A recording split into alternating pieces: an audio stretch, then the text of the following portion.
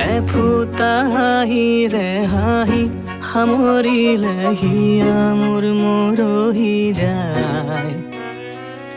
আজৰি পৰতে কথাবোৰ গাঁঠিলো পাহৰো তোমাকে পাই। মৰম কি এনেকুৱাই, মৰম কি এনেকুৱাই, মৰম কি এনেকুৱাই।